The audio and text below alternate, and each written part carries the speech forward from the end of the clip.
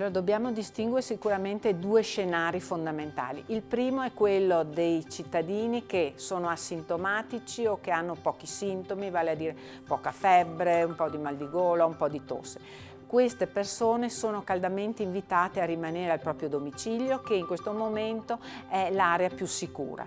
Qualora invece ci siano comunque dei sintomi non gravi o comunque che la persona sia preoccupata per eventuali contatti stretti avuti con persone a rischio, allora ci sono dei numeri verdi. Mi raccomando di chiamare il 118 soltanto per le urgenze ed emergenze, per evitare che le centraline siano sovraccaricate da chiamate non appropriate, capaci di rallentare invece il flusso di quelle chiamate che sono veramente importanti e che necessitano un intervento immediato.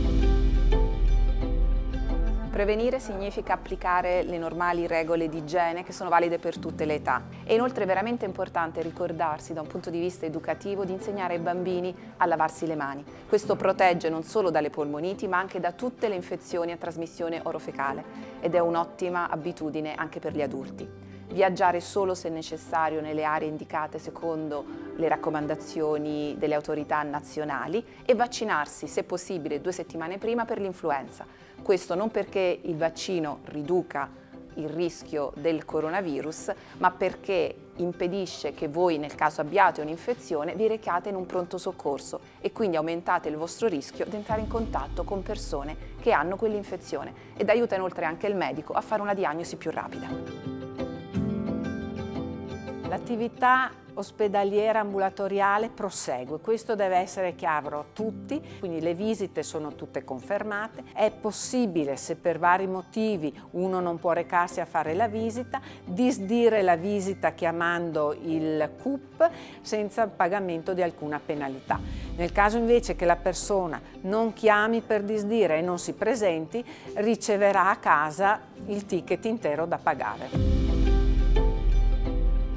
Stiamo allestendo tutta una serie di tende attrezzate all'esterno degli ospedali, questo ancora una volta per dedicare un percorso specifico per i soggetti che arrivano con sospetta infezione da coronavirus, dove quindi possono fare il test in modo rapido e dove poi possono essere indirizzati o all'isolamento domiciliare o tranquillamente al ritorno a casa perché non c'è assolutamente la necessità dell'isolamento, oppure nei casi che vengono confermati all'isolamento all'interno del reparto di malattie infettive.